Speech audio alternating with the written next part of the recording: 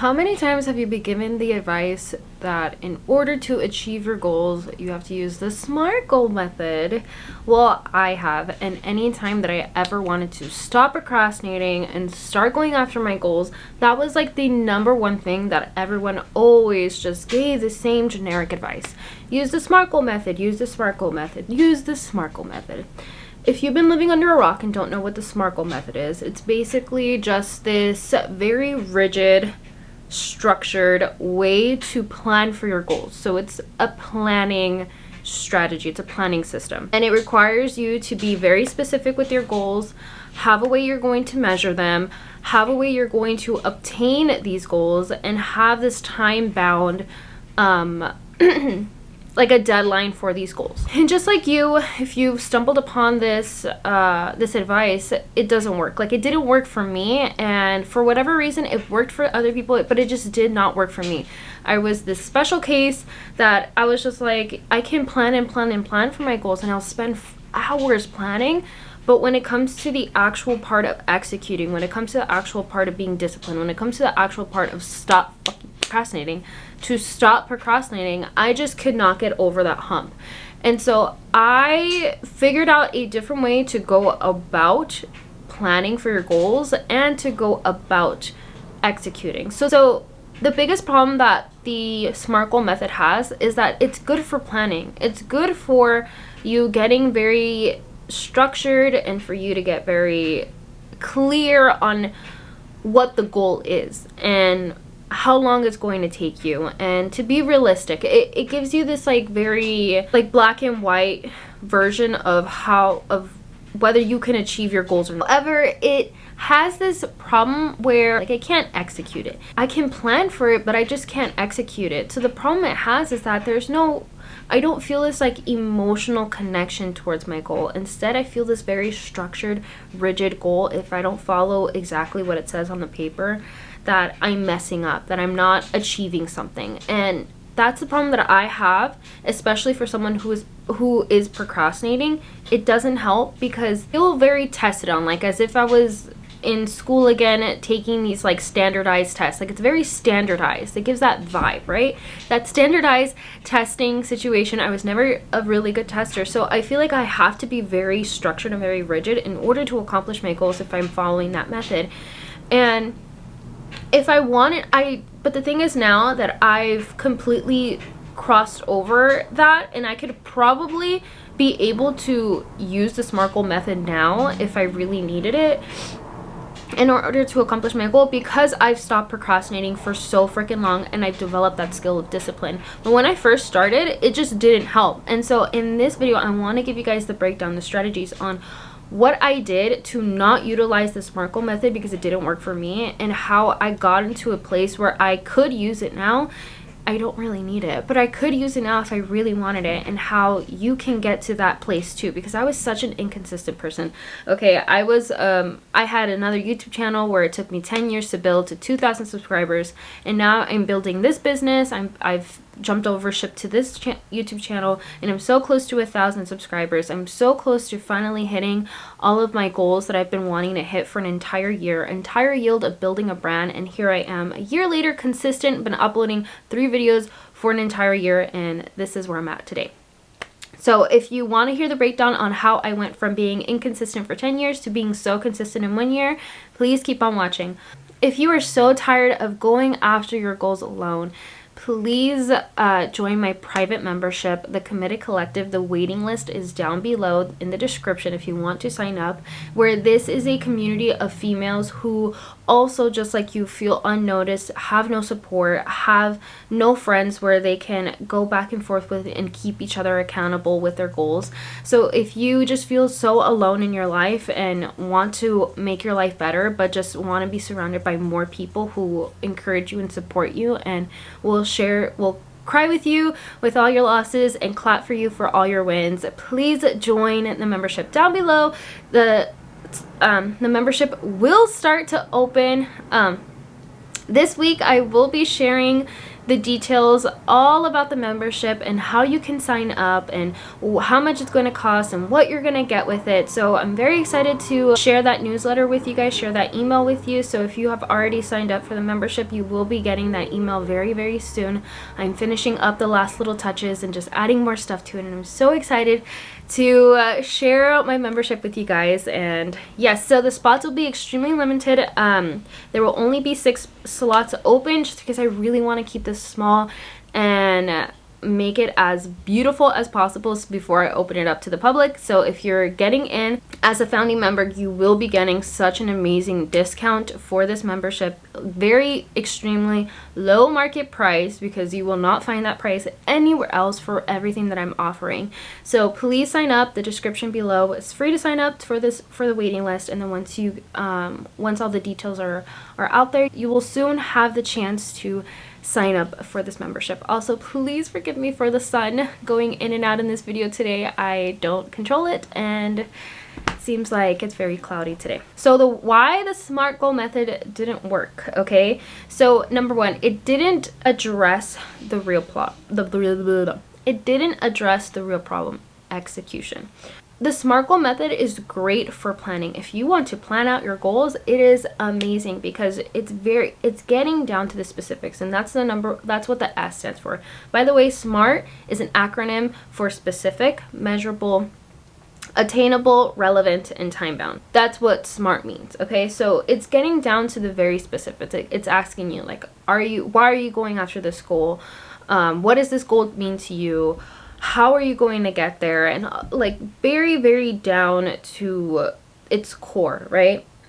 And to your core, as what your connection is to that goal. And I'll talk a little bit more about emotional connection to it, and why I feel like it lacks a lot more emotional connection than we think. Even though it asks you, like, why are you going after this, I feel like it just lacks so much more emotional connection. So it didn't work because of the execution, right? It gives you a great breakdown on how to plan for your goals, and how like it gives you the piece by piece, right?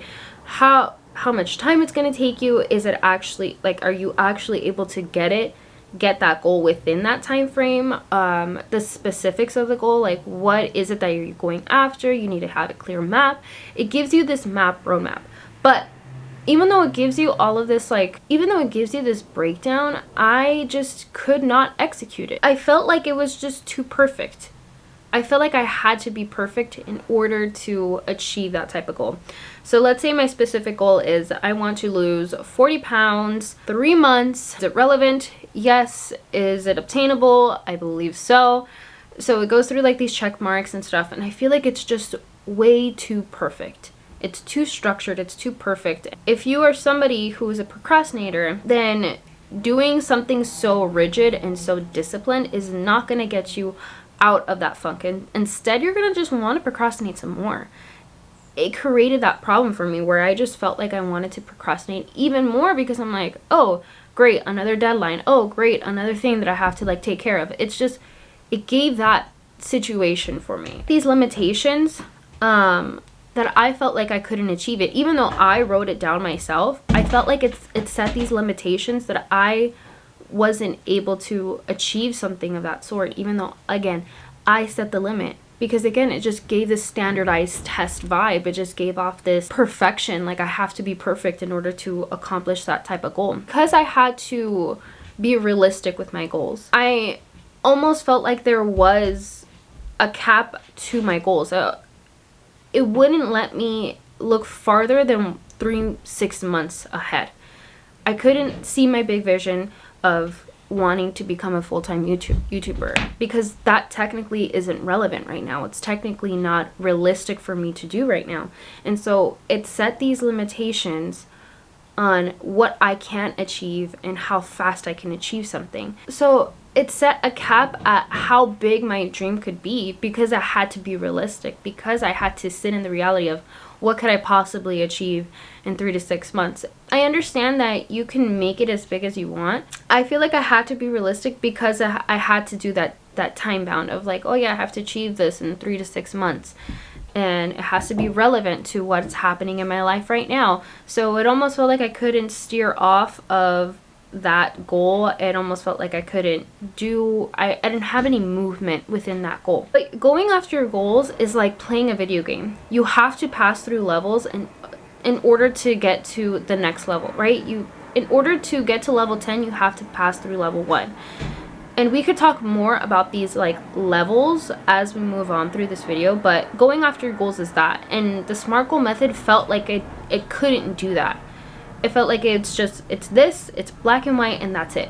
There's nothing more to it. And life just doesn't seem that exciting to me when it's very like structured that way.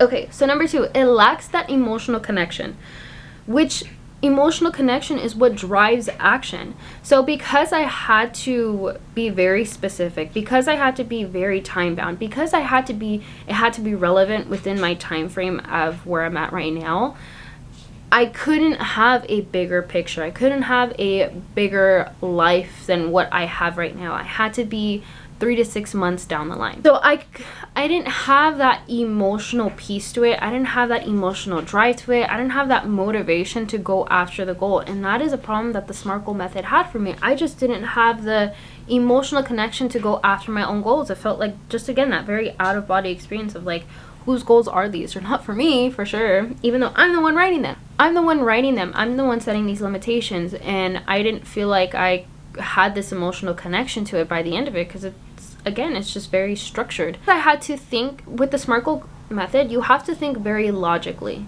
You have to think like, okay, how much money can I realistically make in like 3 to 6 months? Oh, maybe like $100 a month is probably where my realistic goal, right? Instead of the 10K a month goal that I have in my head, right? As an example, let's say my goal is to make 10K in a month, but because the SMART goal method asks me, is this relevant? I have to be relevant. Like, I can't make 10K in 3 to 6 months. I have to make 300K, or 300K. Oh my God, $300, $300 in a month. That's probably the realistic, or even more realistic, probably $100, because I'm making $0 right now. $100 a month is probably the realistic goal. And to me, that just makes me sad, because I'm like, oh, all this work just to make $100 a month? Like, no, I want to make 10K a month. Like, that is my goal. That is, even though it's unrealistic, even though it's like shooting up to the freaking moon, that is my realistic goal, and that is my ultimate goal. And so that makes me more excited. And as I progress and as I hit these levels, like I told you, as I hit these levels of making $50, of making $100, of making $200, the closer I am of making that 10K a month more realistic. And it's just a lot more fun for me to know that I can hit that, because $300 is not fun. Making 10K a month is fun. And so I didn't have that emotional connection to my goals. If it works for you, it works for you. But it didn't work for me. And that's just my opinion, okay? If this video offends you in any way, I'm so sorry. But we are in a world right now where everything is offensive if you go against the grain. So I just didn't have an emotional connection towards my goal, because I had to be realistic. I want to be fun. I want to have fun with my goals. I want to be like, yes, I'm going to have a freaking mansion. I'm going to have the coolest car. I'm going to make 10K a month.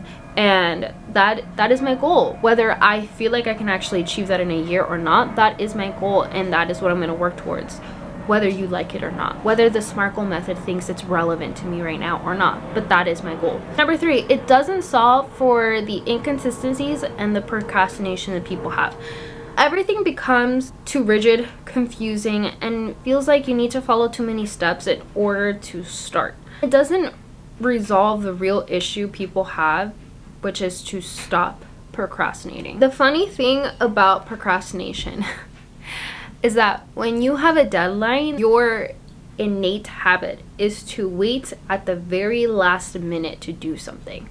That is what procrastination is, right? You have a deadline and you wait to the last very freaking second to start it. If you have a deadline for a test or a paper or whatever thing you need to turn in, you have this habit of waiting until the last very second to get started on something. So the SMART goal method, if you have a time-bound goal, guess what you're going to do? You're going to wait the last very second to start on that goal, because you're like, oh, 3 to 6 months, I have time to start this. I'll start tomorrow. I'll start tomorrow. I'll start tomorrow. Whereas if you have this like kind of open, a little bit of an open-ended goal where you have this cap of how much you want to make, or how much debt you want to pay off, or how much, or what car you want to buy. Like if you have this kind of open-ended goal, and the only thing you are responsible for is making progress, then there is no way to procrastinate, because you just start it and it just never ends. You start it and you just keep going until you get there, until you feel like you got there, right? There is no time bound. There's no like, oh, I gotta get this within 3 months. Oh, I gotta get this within a year. Oh, I gotta get this within a whatever. No, it's an open-ended goal. And that's kind of what is helping me. My goal is to make 10K a month, but I'm not giving myself until the end of the year to get it. It's an open-ended goal where it's like I'm focusing solely on just being disciplined, being consistent, and trying to make as much money as I can, and just beating that every time. That's all I'm responsible for. I'm not responsible of making it at a certain point. Would I like for me to achieve my goal in 6 months? Hell yeah, I would love to.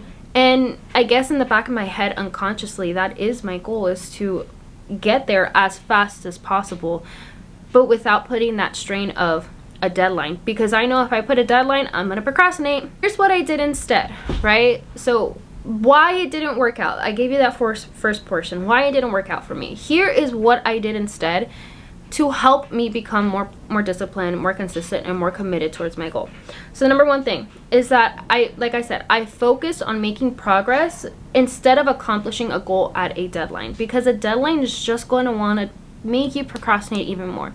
It's gonna make you want to wait till the last freaking second. And how I know this, because I will always say that I wanted to get skinny by the summer. I always said that I want to lose weight at a certain point, or make a certain amount at a certain point.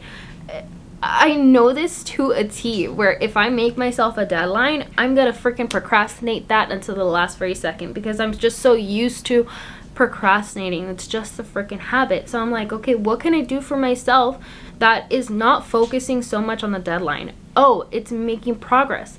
That is what I need to focus all my time and energy into. So how do you make that a goal, right? How do you make progress a goal? That's a great question. So you start measuring yourself. You start measuring yourself, and you start putting yourself on a countdown of not of how long you can get there, but let's say 10K is the goal, right? So you start counting down until you get to that 10K. So let's say 1 month I make $10 a month. Okay, we're getting close to the 10K. Next thing, it's $20 a month. I start making $20 a month. Okay, we keep going until I hit the 10K. It's not, oh, I need to make 10K in 3 months. No, it's the ultimate goal, and then counting myself down until I hit that ultimate goal. I start counting the progress, not the timeline. When do I need to accomplish this goal? So I focused more on generating movement and improvement. So making it better than last month. That's all I focused on. So if my first month on this YouTube channel, I focused more on how many videos can I put out in a week that would help me get consistent. So I figured out that 3 videos a week is perfect for my channel, because I can film them all back to back on the weekends. I can upload them on a consistent basis. I can schedule these videos, and I just felt like 3 was just the perfect number for me. And it also helped me stay relevant to you guys, like you guys don't forget me. So I focused more on generating movement. How much can I move where I don't feel stressed, I don't feel like it's overcomplicating my life, and I feel like it's just the perfect amount that I need in order to progress without putting too much strain on the time bound, right? So I focused more on that, and I focused on the fact that I need to make 3 videos every week, and that's all I'm responsible for. I didn't overcomplicate anything else. I didn't put a freaking time frame on how many videos I need to upload for the entire quarter in order to make this amount of money. No, I'm like, all I'm focusing on, and again, we can get more disciplined as we go along, but if we're talking mostly about you procrastinating today and wanting to be more disciplined tomorrow, this is what you're going to do. You're going to focus more on making movement and making improvements over having a time frame. Because a time frame is you're going to want to fall into wanting to wait till the last minute to accomplish that time frame. So focus more on the movement. What can you do today that's going to help you progress? And that's all you're worrying about. It's just progression over a time frame. Progression over perfection, improvement over accomplishing over a time frame. Don't worry about the deadline, just get started, just get moving, and just focus on your movements on a daily. That's all you're going to be. Number 2, I focused on the good, the bad, and the ugly. So when you are using the SMART goal method, it's asking you, is this relevant? It's asking you, why are you doing this? Why are you going after your goal? So that you can have some sort of emotional connection towards your goal. However, we all know motivation just doesn't last, right? So having this big idea of like, oh yeah, I get to be financially stable and I get to quit my job and I'll make the most money I've ever made in my entire life. Like, that all sounds good and dandy, and yes, it'll motivate me. But I haven't ever accomplished something like that before. So how motivated can I really be? Instead of just only focusing on the good portion about me accomplishing my goal, I also started looking at the bad and the ugly. The bad, the failures I can encounter while I'm going after this goal. My failures could be, I launch my membership and no one signs up. That's a freaking failure to me, because I'm like, I'm working so hard to market this. I'm working so hard in creating my sales funnel. I'm working so hard in making the offer so good, only for no one to sign up for my membership. Like, that's heartbreaking, right? Heartbreaking. Those are the failures that I can encounter going after this goal. And then I started looking at the ugly, right?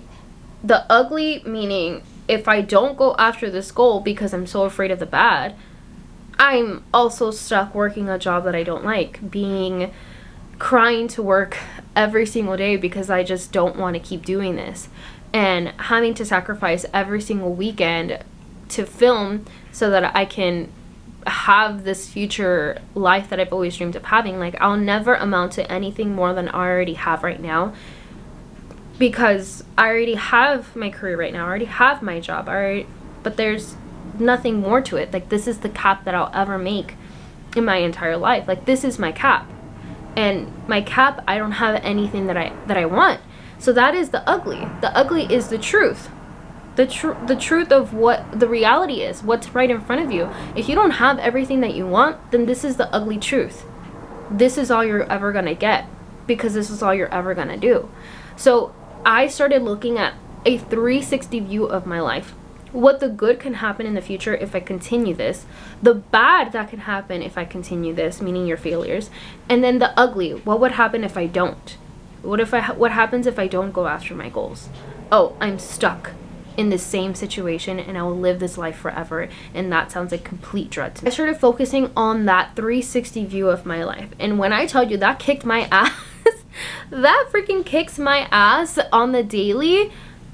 I don't know what else could possibly help other than looking at the good, the bad, and the ugly, because the ugly kicks my ass. When I look at the ugly truth of my life, of like, oh shit, this is my reality, this is my cap, and this is the best of the best that I could do for now.